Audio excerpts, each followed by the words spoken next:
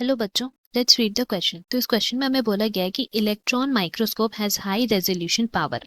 This is due two electron microscope में हम लोग जानते हैं कि हाई रेजोल्यूशन पावर होता है, तो इसका कारण क्या है वो हमें बताना है।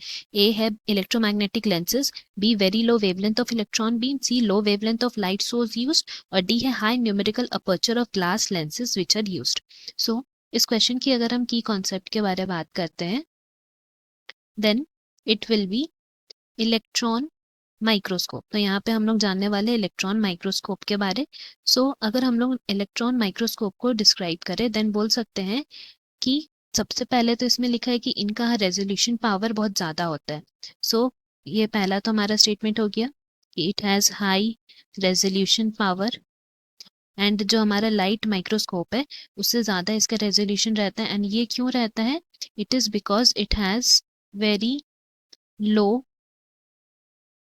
Electron beam wavelength.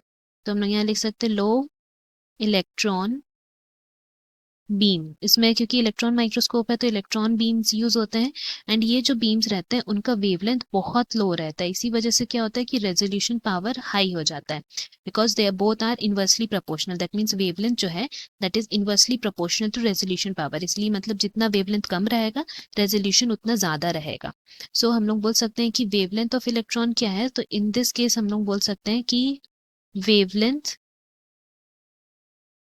of electron can be up to 100,000 times shorter than the wavelength of visible light. Visible light का जितना वेवलेंथ होता है उससे भी बहुत कम रहता है। इसी वजह से क्या होता है कि इसका रेजोल्यूशन पावर बहुत ज़्यादा रहता है, जिसमें हम लोग को क्लियर एकदम परफेक्टली इमेजेस दिखते हैं, जो अलाउ करते हैं इलेक्ट्रॉन माइक्रोस्कोप को high resolution for any objects. And 1000 times smaller objects भी जो रहेगा वो बहुत अच्छे से इसमें दिख जाता है।